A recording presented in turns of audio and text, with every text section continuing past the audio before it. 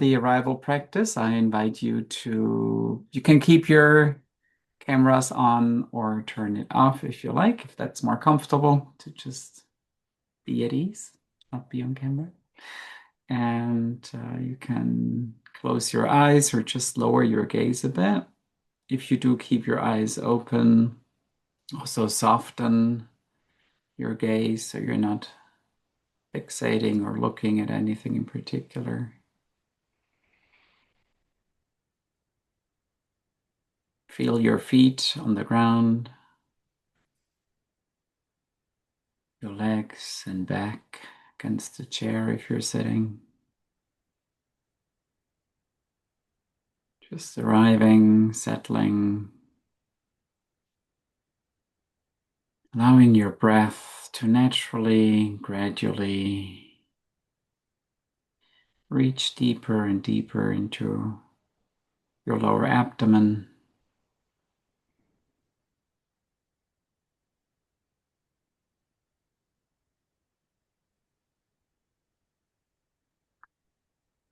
And check in with yourself. What's it like to be you on this morning or evening, afternoon?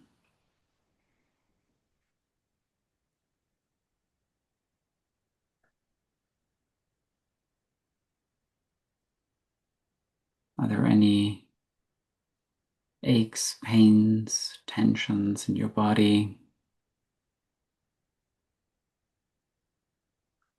Any particular thoughts your mind is circling around?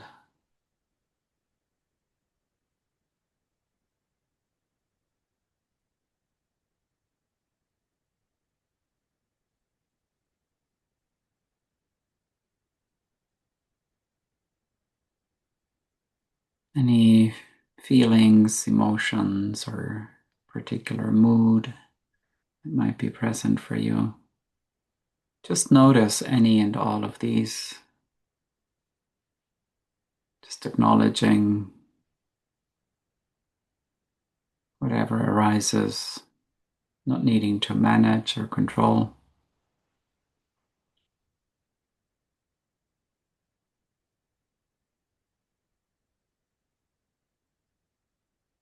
Notice how one perception, one datum, as we call them here, one data stream, leads to another. Our minds going from one thing to the next.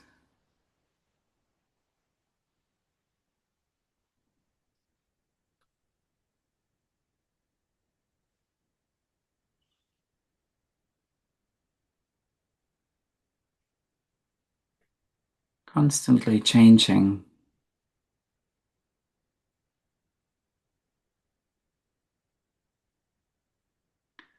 A ceaseless flow of energy. Some we find comfortable or nice, others not so much. We don't like them. There might be a movement to hold to some or get rid of others. Also notice that movement if it arises.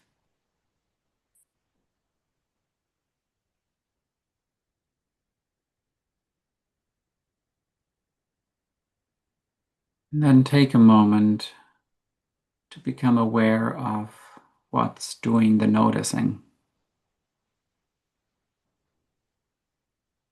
What's aware of the thoughts, emotions, sensations,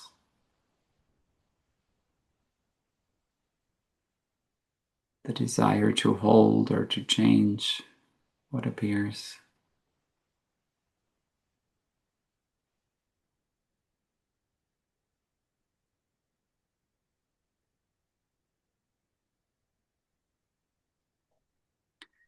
Does that you that's aware change over time?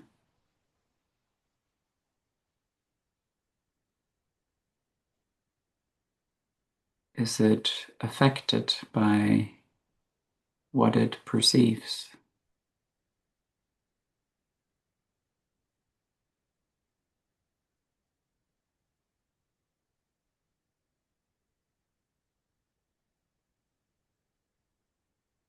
Is it different after a pleasant thought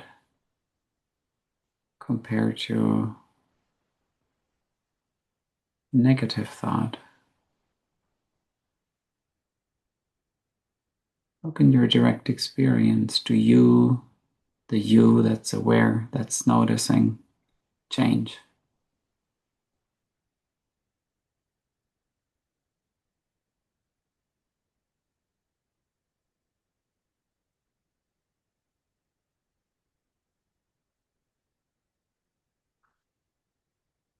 What we find as we examine this is that, like a mirror or a crystal ball, open intelligence is unaffected, lucid and clear, reflecting all these thoughts, emotions, sensations, energies. They're passing through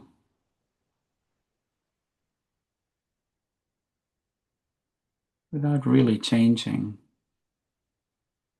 the essence of that crystal ball-like, mirror-like open intelligence or awareness.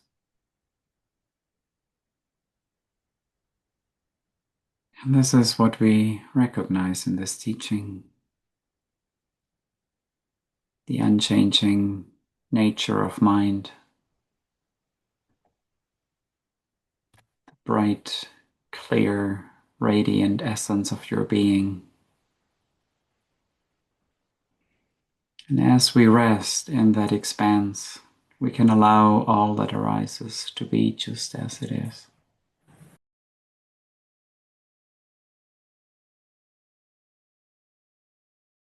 Rising, flowing, self-releasing. Just for a moment, we acknowledge, we recognize open intelligence itself, looking at our true self for a moment, resting there.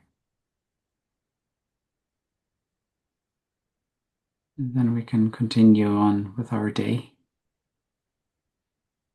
So throughout this meetup and through the rest of your day, your week, just for moments here and there, whenever you remember, recognize open intelligence, just for a moment.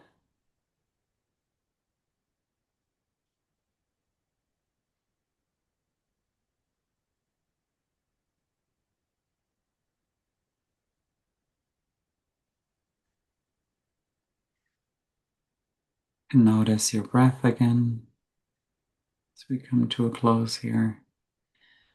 Breathing in to the lower parts of your body.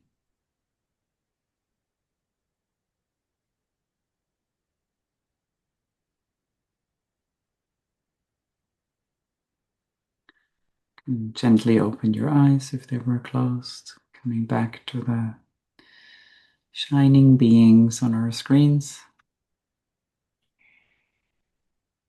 And Kati has some slides for us today. Welcome to everybody who joined in the meantime. Good to see you all. Hello, everyone. Great, thank you. So I'll share here a couple of slides today. And after that, we can have any shares and questions. In open intelligence, thoughts and emotions vanish naturally, leaving no trace, like reflections in a flawless crystal ball. The crystal ball is indestructible, regardless of what appears within it. Yeah, the crystal ball is a powerful metaphor. It's like the introduction to open intelligence. When we just stop thinking for a moment, what remains? Clarity, presence, and an openness. Obviously, whether we are thinking or not thinking, there's this open intelligence that is indestructible and unaffected by whatever these appearances are, thoughts and emotions. And can be likened to this crystal ball. And we can see that doesn't matter what it reflects, the crystal ball is clear and indestructible. So it's a good way to see that that's the nature of our mind. And then other metaphors like the rainbow that appears within space, all these thoughts, emotions, sensations, and other experiences appear within open intelligence. And that metaphor is powerful because it's so obvious, very vivid, the rainbow, yet, and it appears within space. Everything appears within space. And when looking for open intelligence and resting as open intelligence, we might feel there's something that shouldn't be arising. We shouldn't have negative thoughts, or we shouldn't feel tensed, or whatever we feel uncomfortable with. We think something might be wrong. At least for me, it was such a relief to see that actually I don't need to change anything about my thoughts, emotions, sensations to find well-being, or at least to be at ease. And these kinds of metaphor then naturally evoke open intelligence, and the all-inclusiveness of open intelligence is energy. And so, no matter what our thoughts are, what our emotions are, sensations are, we can recognize for a short moment open intelligence. And yeah, so we rest naturally. Resting as open intelligence, we rest naturally, like you have just completed a hard task, just sitting there resting. We don't have to be anywhere special or hold the body in any special position. We don't have to do anything.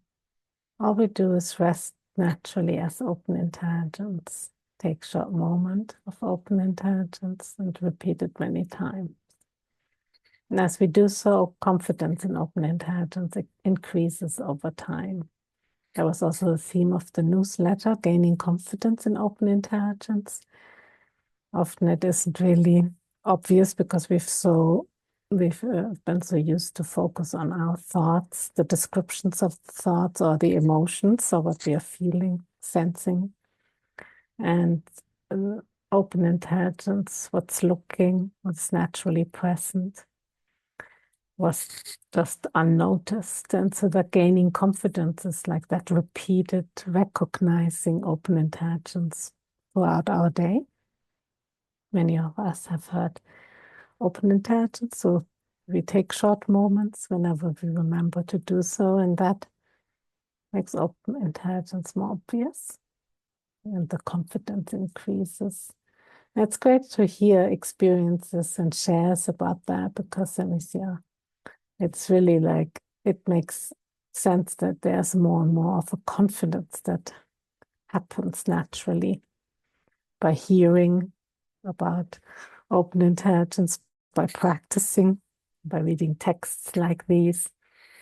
And that's all part of the Four Mainstays, the support platform to gain confidence in open intelligence.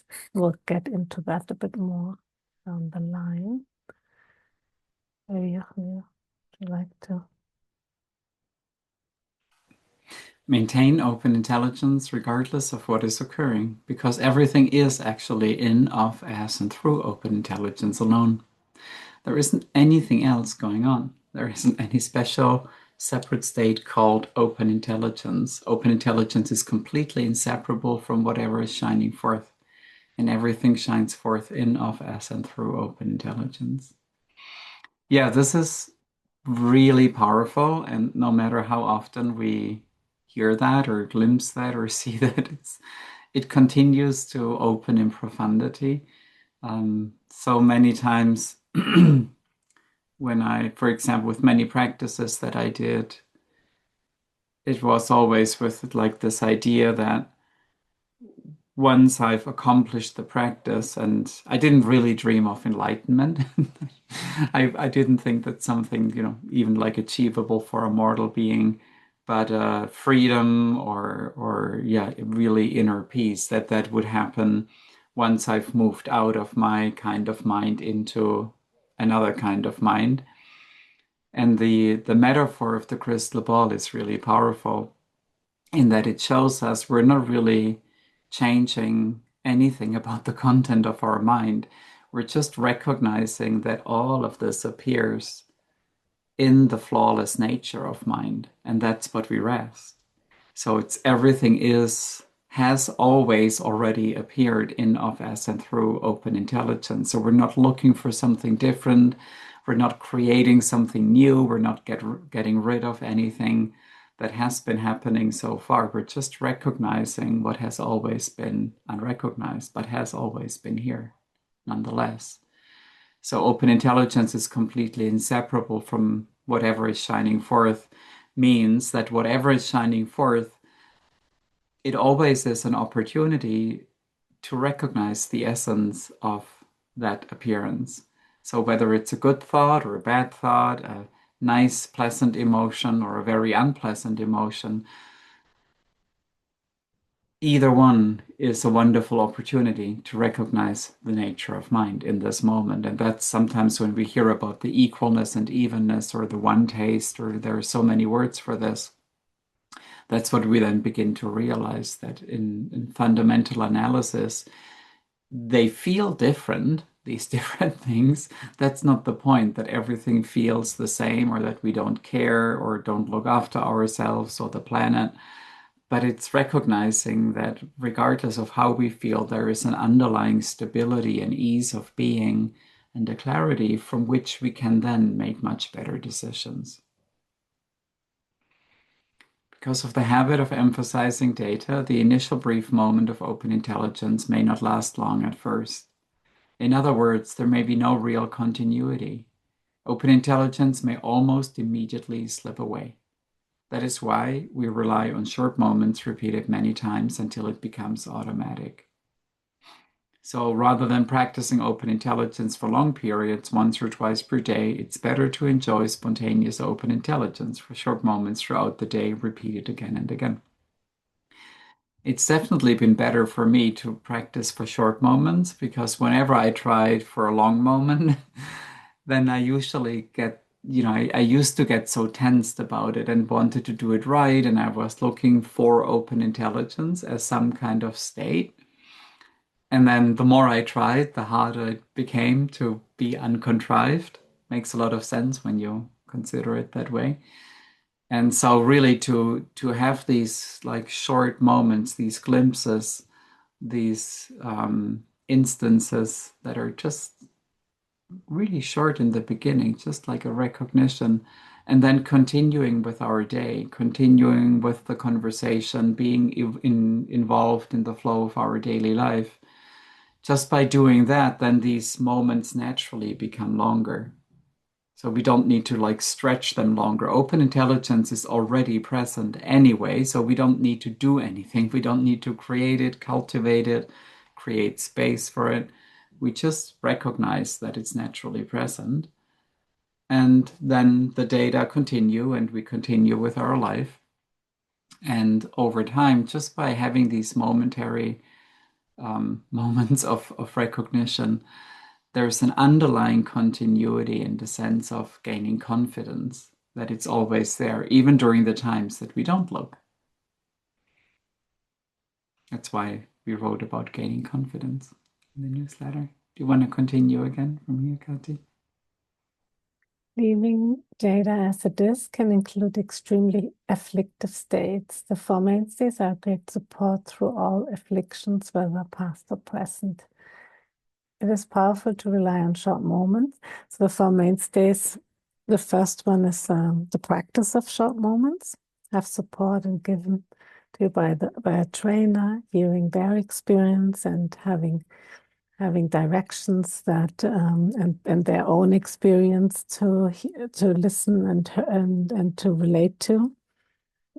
And then the training media, text like that, evokes open intelligence without effort. And then the worldwide community shares their experience of recognizing open intelligence. and shows that what is possible for them is possible for you. So these four mainstays, they are like an algorithm together, and many of you actually have tested that out. How do they actually support me and gaining confidence in open intelligence and in recognizing open intelligence through daily life. And it's here referred also to afflictive states. That's often when we feel it might be more difficult to recognize open intelligence, when data and emotions are strong, intense, feel not right, and those are the times where all these four mainstays have different ways of giving support to recognize open intelligence. And sometimes the short moment feels like, oh, I don't know what is open intelligence. I remember these moments of having done the 12 empowerments, the training, and then thinking, oh, how can I take a short moment here? And then using all the other four mainstays supported it to deepen, and gaining confidence in open intelligence in a really natural way. And yeah, so and I like that when just hearing other people's shares is also so inspiring to hear how open intelligence is obvious for others, and then we can see it's the same for us. So there's no difference in open intelligence in anyone. Everyone has the same open intelligence, so to speak. And yeah, so that's very supportive. But then when the short moments are repeated many times, the recognition of open intelligence becomes automatic. And sometimes when we hear like texts like these, we don't even have to take a short moment, because it's naturally and instinctively we are taking short moments. So, and then it becomes stable in itself without actually taking short moments any longer. They become automatic. But yeah, and then at the same time, you hear the instructions like, oh, take a short moment whenever you remember to do so. That is definitely helpful. And any act of forcing open intelligence is involvement with data, trying to get into a state, like including trying to get into a non-conceptual state or into something that we think that is open intelligence. Then we are creating like kind of ideas about open intelligence. But that is something that becomes naturally, yeah, that resolves naturally.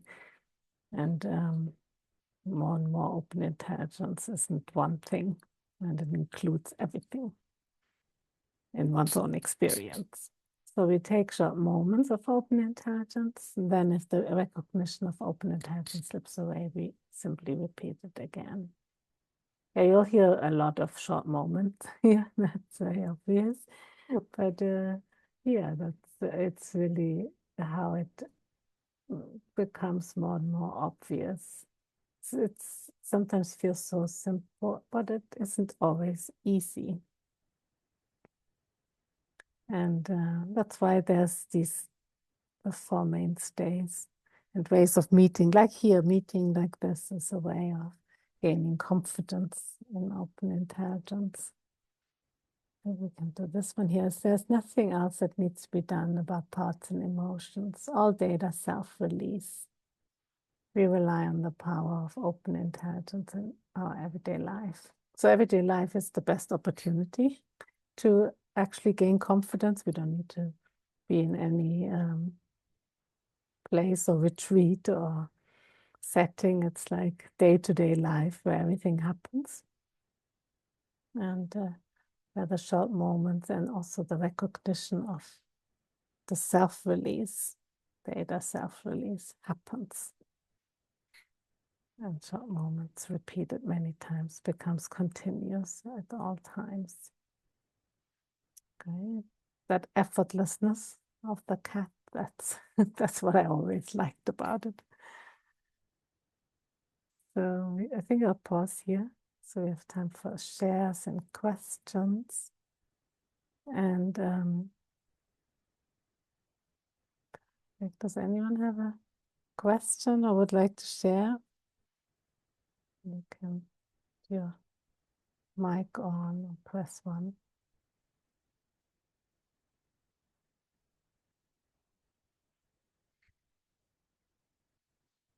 Or share how it's going for you.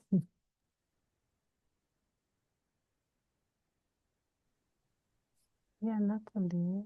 It's Debbie. I'd like Oh, to Debbie. Hello, Debbie. share. Yes. Hi. Well, more about questions. I find that I get so caught up in life that I forget short moments. So I'm not doing so much of a practice, but I am taking longer periods where I'm doing a short moment, and it's not like I try and hang on to the short moment in the time frame that I've allowed. I just do a short moment, it goes away. I just do another short moment. And so it feels to me like that, if I can't remember to do it during day-to-day life, at least that would be exposing me to the short moments and hopefully building the continuity that is talked about. Does that make sense to do that? Did you say when you don't think about it, or can you repeat your question? Well, yeah, just caught up in life events. I haven't developed the habit yet of doing a short moment uh,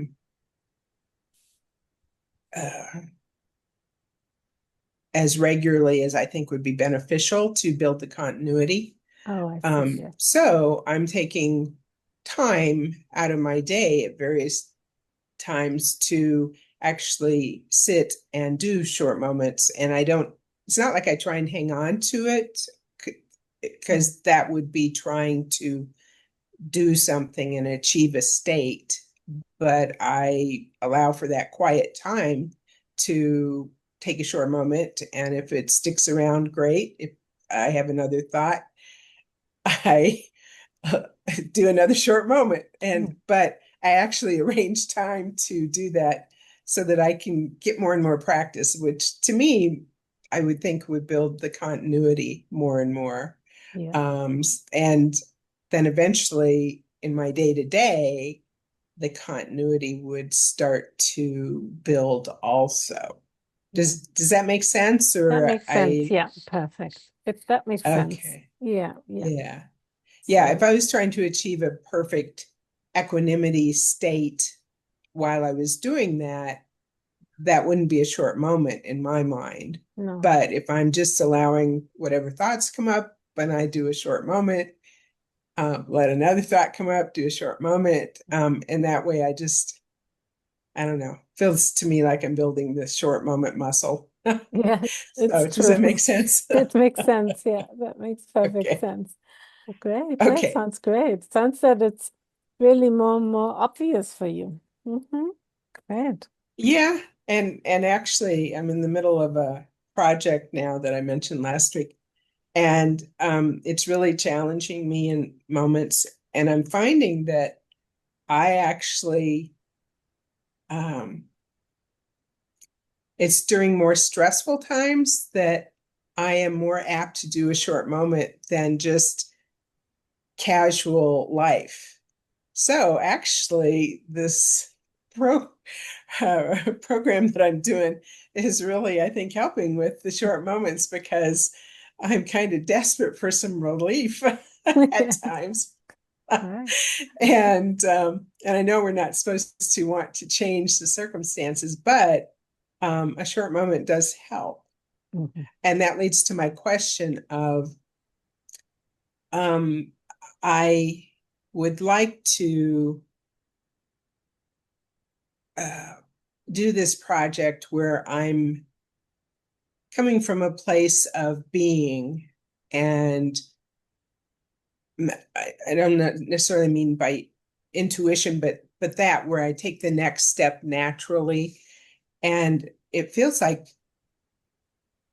a couple of times I've just stepped back and said, okay, I'm not doing anything other than a short moment period here till I'm calmer, and then I proceed on. So,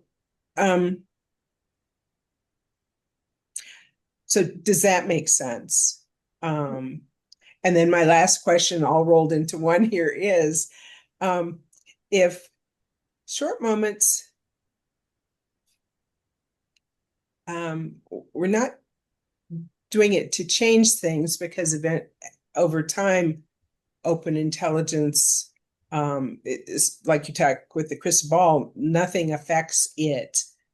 But as short moments becomes more continuous, has more continuity, wouldn't it make sense that if you were a fearful personality or an angry personality or a whatever personality, more and more of that would drop away? So, sorry, I threw a lot at you, but there you go. Anything you Perfect. hear about that would be great. And which empowerment are you around? Is that 4, I've 5? I've kind of stalled out 4. here. I've finished 4, I believe. So, 4, and yeah. I haven't been able to move forward because I'm all my time is taken up by my project right now. Yeah. So, Yeah, of course. Well, that's perfect. Well, thank you for your questions. I can share like empowerments like 4 and then 4, 5, and then 6, 7, 8, 7, and then continuing on. Well, what actually opens up there, and you'll see when going through them, is that obviously short moments become more and more spontaneous, and it deepens. So like already, like you say, you're actually just having a lot in life with the project, and you are being more reminded and are taking more short moments, even though you don't we want things to be different when they're difficult. We want challenges to feel easier. So that's natural. At the same time, there's something that deepens, and that's really allowing everything to be as it is. And that really instinctively deepens, which then that's like empowerment 6 and 7. And then 8 and 9 are actually a way of getting to know your own wisdom and responsiveness that is spontaneously present. So there's benefit that comes from that place where everything is perfect as it is, even though while we want things to change or feel like an urge, things need to change, or we are actually completely fine, it all happens really at the same time. And knowing what to do, which is really ultimately what open intelligence is. We have the power to know. Sometimes you don't know right away. And like you even said, you're taking a moment and resting, and then you know. And sometimes that is really just how it is, right? And sometimes it'll be more spontaneously clear. But actually, it doesn't matter if it is, well, it matters sometimes for life that we need to respond on the spot, right? Rather than taking a time away. But more and more it is really spontaneous, and empowerment 8 and 9 are directly about, well, how can I make changes in relationship, in relation to myself or circumstances? How can I respond? But it's all coming from a place of really open intelligence, which includes then to change things that are needed. But it comes from a place of, knowing open intelligence, not from this urge where we are just in the data realm of wanting, oh, this needs to change immediately, otherwise I'll can't deal with it. So that shifts, and you're already seeing it naturally just by practicing short moments. The 12 empowerments are all in one short moment, and actually they're so natural that you see it already. And then when you go through it, you'll have it all confirmed. And that's what is actually already happening in you. Well, thanks. Thank you for sharing and asking. If there was anything, but we can also take more questions or shares.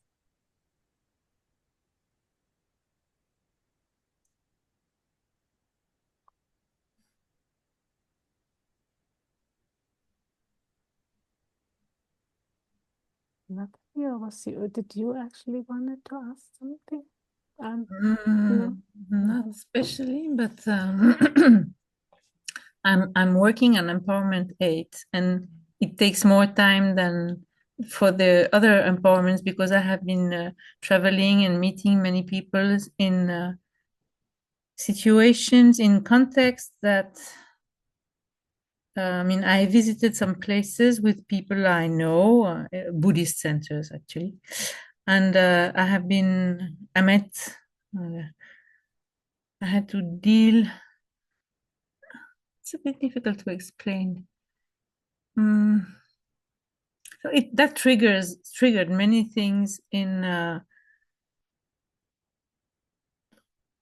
relationships actually, and sometimes it's like you somebody, for example, has grown in one house and then didn't go into this house for many years, sometimes decades, and when you visit this house again, there are not only the memories but the the ingrained reactions like from that time that are triggered again. Am I clear? I mean, see, so makes sense.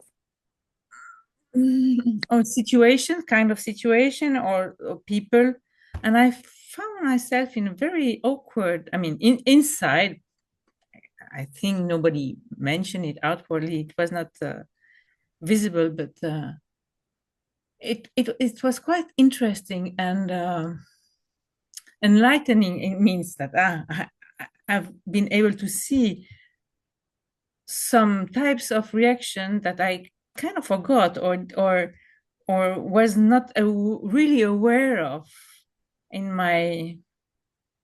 I don't want to go into details because it's not the place, but so altogether I can say that it's not that I have practiced short moments as many times as I can do when I am alone at home, for example. Now I'm back home, and so it's much easier. I'm more grounded, and there are less triggers and less opportunities to interact.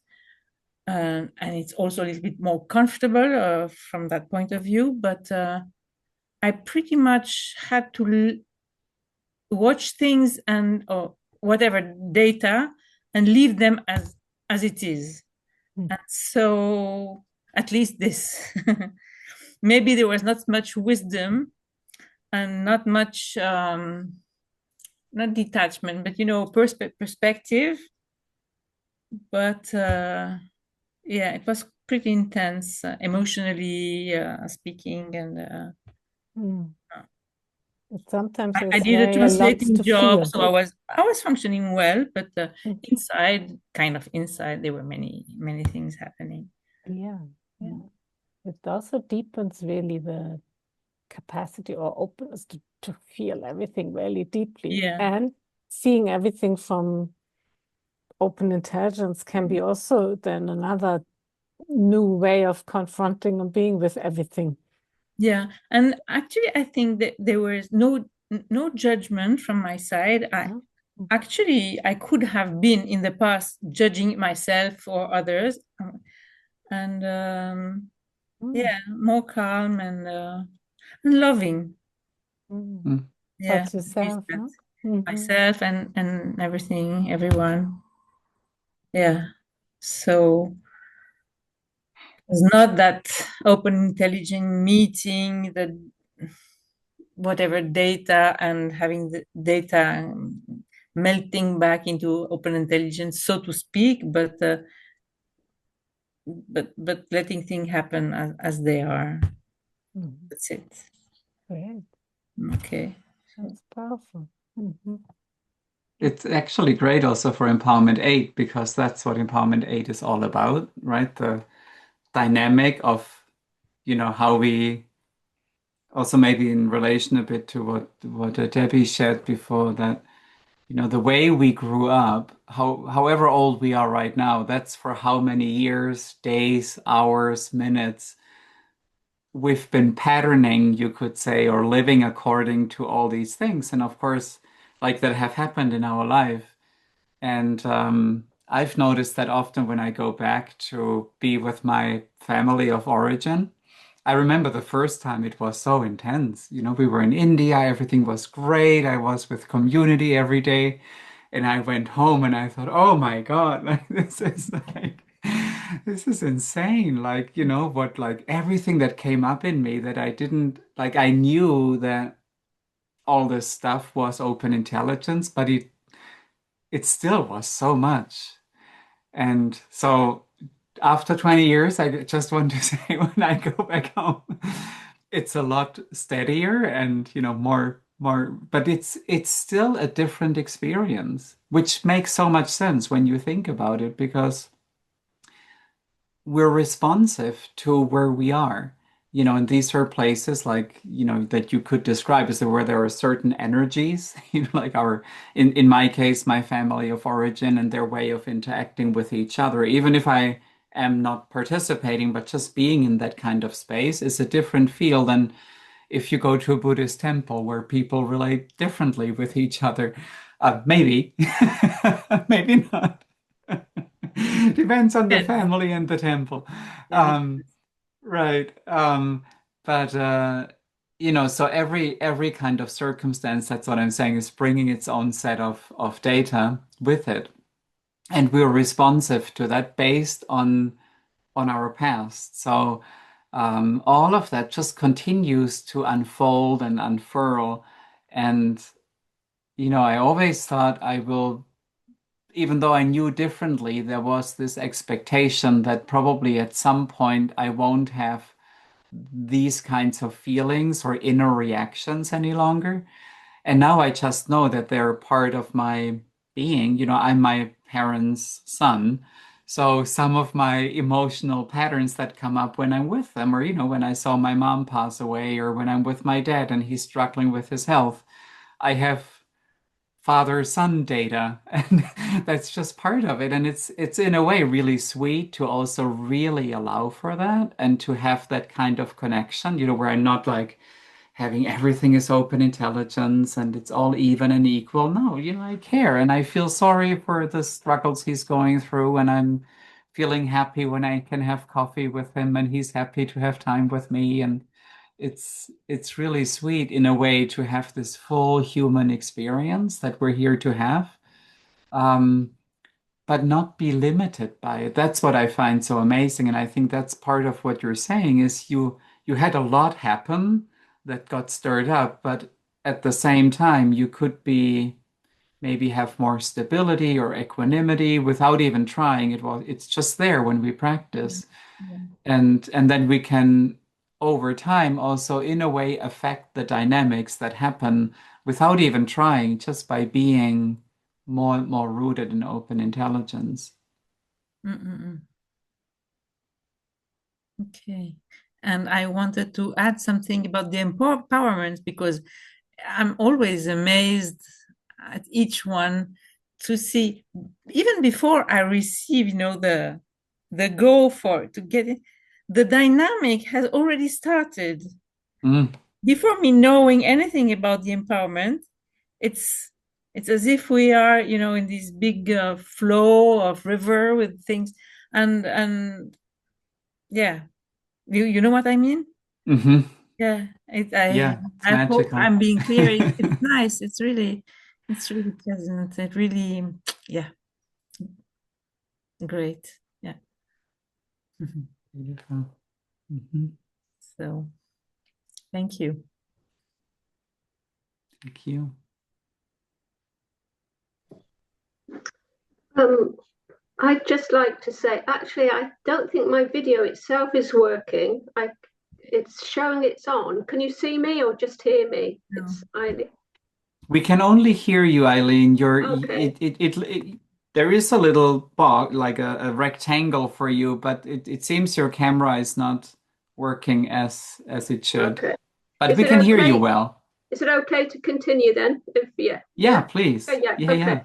Okay. I'm currently going through Empowerment 4, and I am completely shocked at the seeing of how much my life is run by data. If I ever felt that I had reached some level of understanding or whatever, seeing that,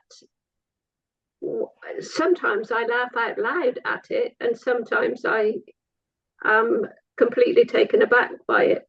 But there are a couple of things that you said, Jochen, that provided me with some deeper understanding about this. The second bit you just mentioned about the full human experience, and I thought, thank God for that, because what I noticed, what I'm trying to do is I don't want any data at all, thank you very much. I just want to, and then the more I see that I want that, the more data is flying in from just about every possible angle known to man. And yet the knowing I actually want a full human experience, and I couldn't get the connection between the two. Like there seemed a disconnect. There still does feel a disconnect, but that has helped. It's not about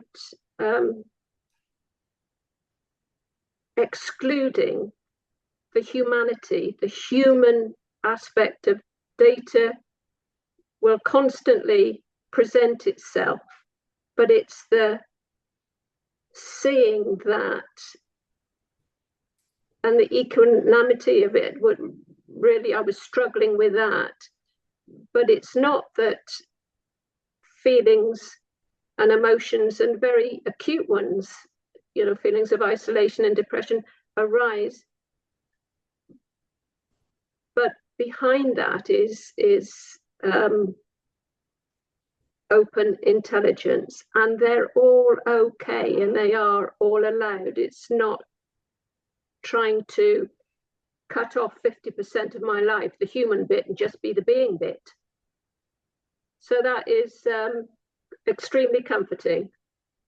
Thank you. And everything that people have said has really sort of triggered something for me to reflect on as well. So I'm very, very grateful to everybody. Thank you. Thank you, Eileen. Beautiful.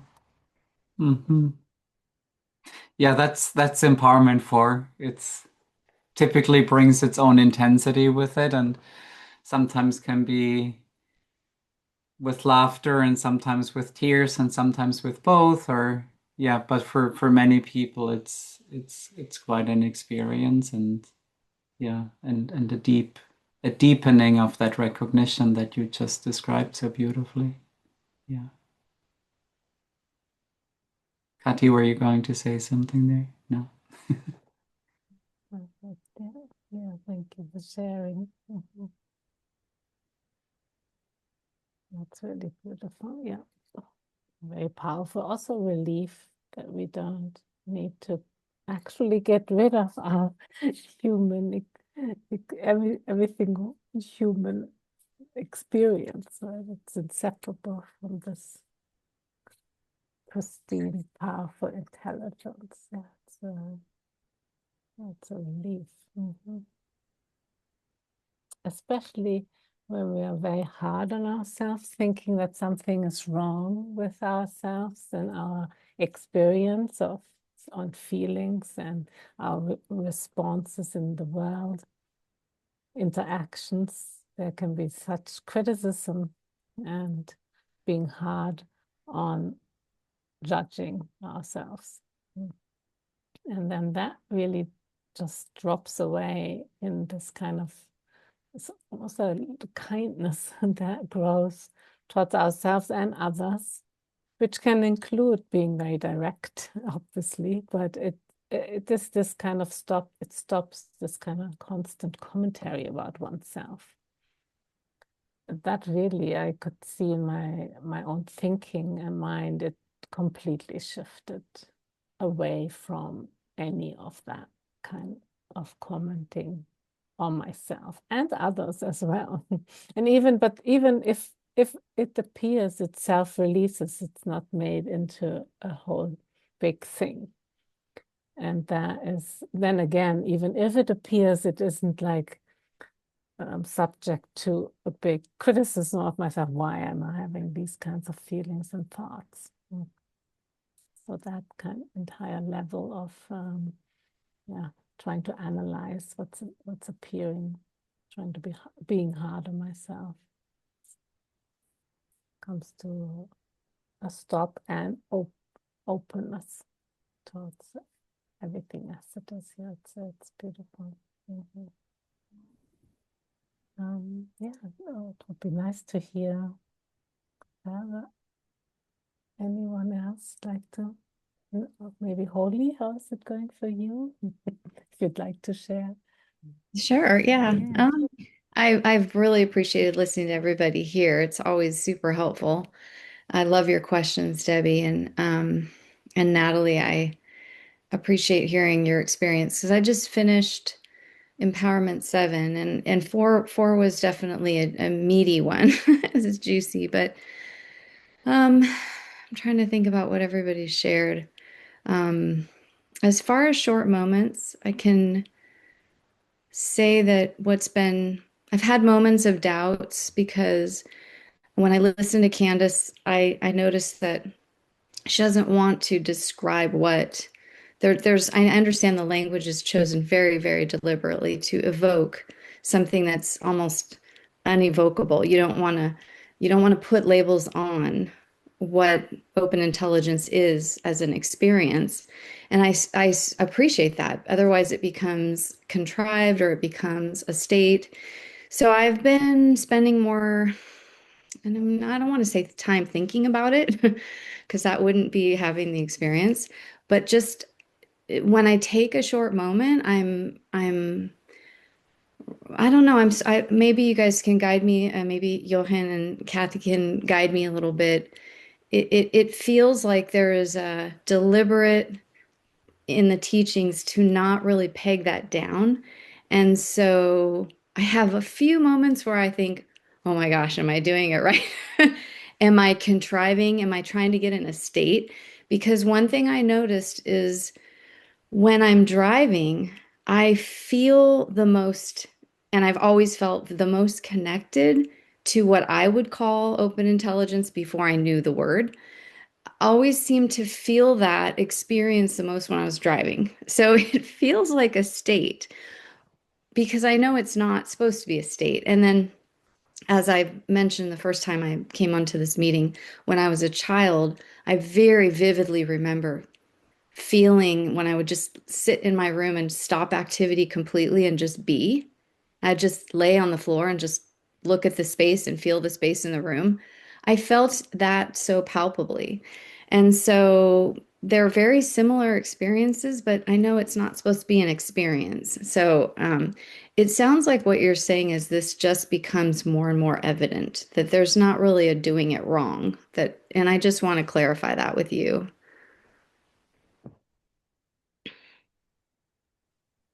Yeah, that's great. I mean, it's so powerful that we, like you say, we can't really pin it down, and also the teaching opens it up more and more, and the experience that we don't try to experience something specific or even re-experience something that we really like as open intelligence. But at the same time, it's also fine to actually, yeah, without making it into something, these are direct recognition of open intelligence.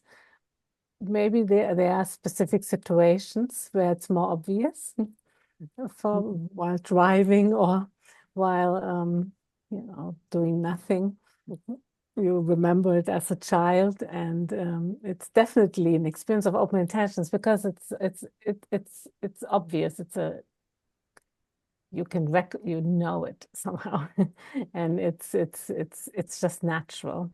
But then it feels like other times doesn't feel like it, but it doesn't have to. It just looks differently. And that's where it can get confusing, because then we try to re-experience something that we feel like, and then it gets a bit into something, or we think about it and it gets a bit into something. But it's not a big deal, really. It's fine to sometimes think, oh, wow, this was actually a space of total openness. I was doing nothing. And it's a description, but it acts at the same time, there's an instinctive knowing. That's it. Right? Yeah.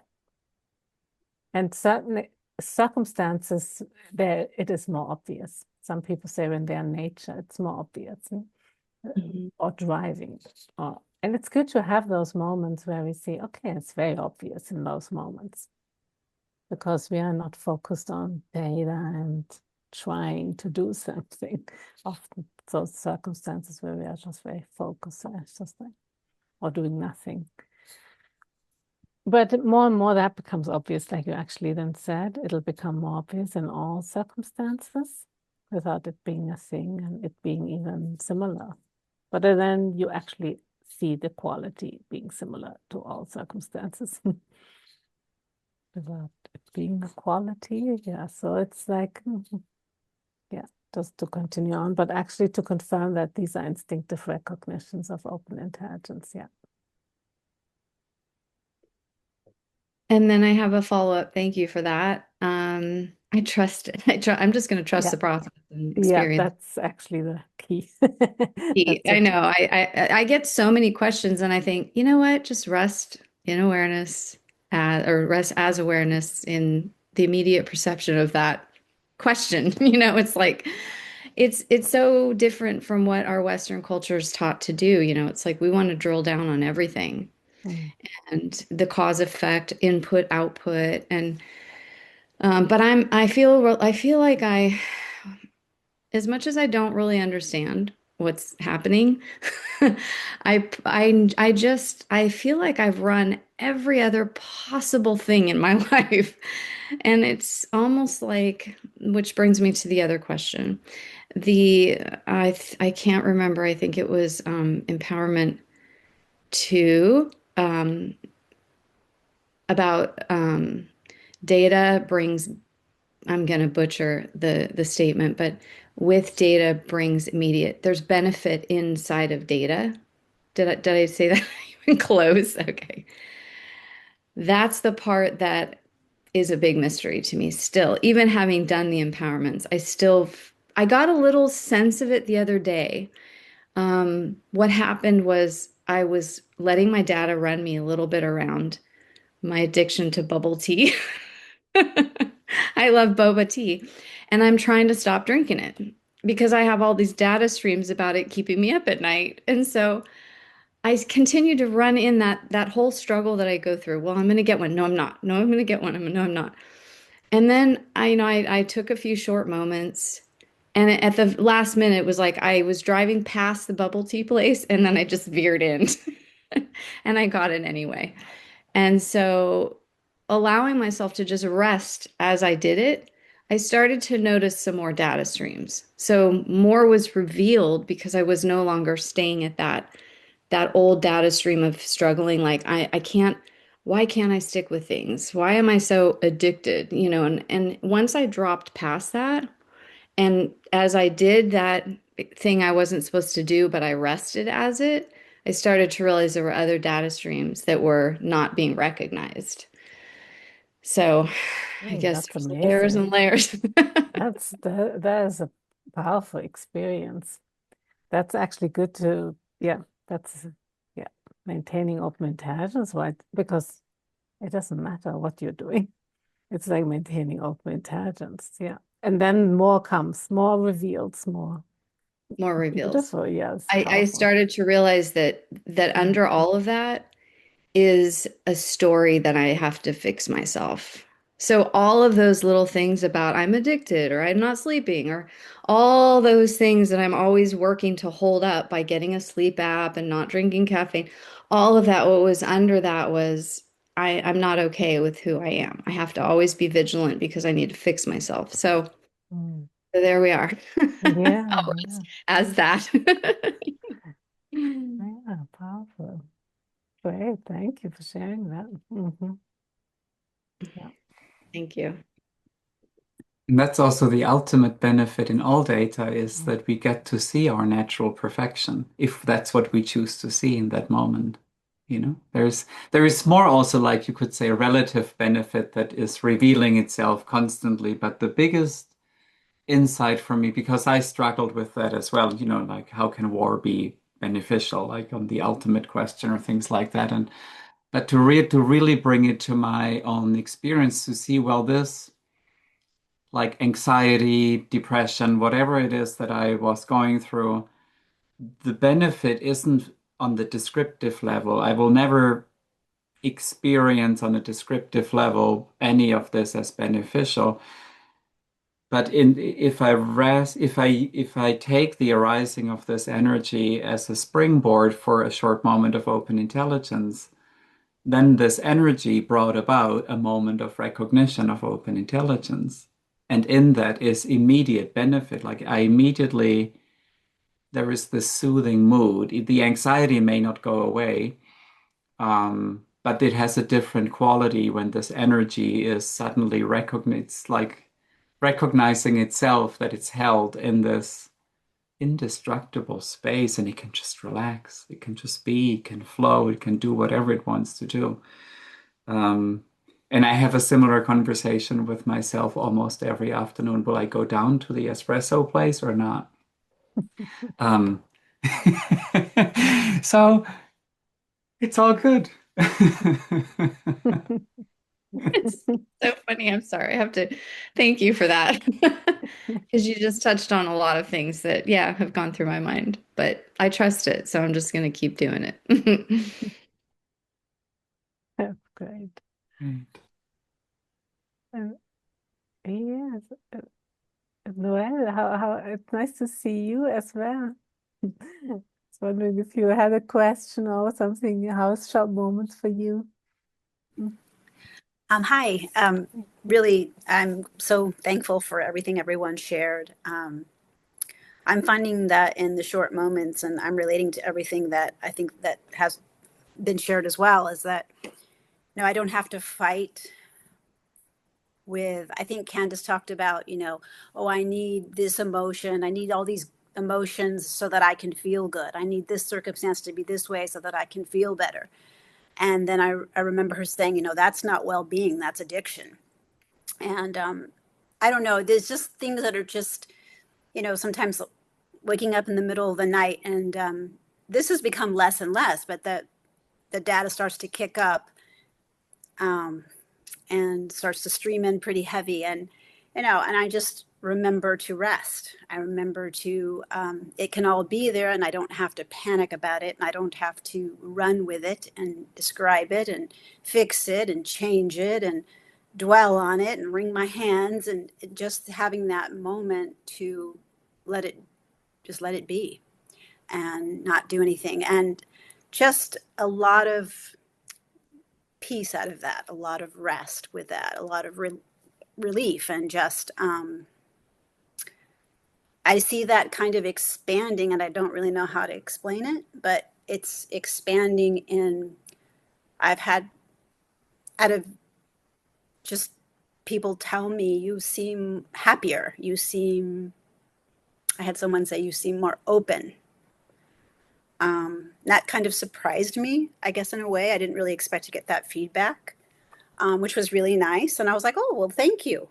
And that also surprised me because sometimes I don't want to be so gracious to accept something that compliment. I would be like, oh, you caught me on a good day or something, But I found myself just graciously just accepting the compliment. But I just feel like I haven't started empowerments yet, but I'm going to. I got busy with some work. I had a bunch of stuff all of a sudden come up and I had to attend to it.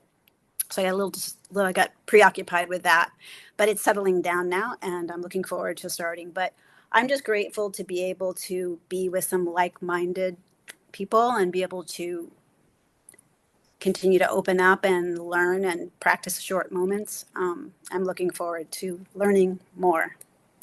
So thank you. Oh, that's beautiful. Thank you for sharing. Really powerful. Great. That's great. Yes.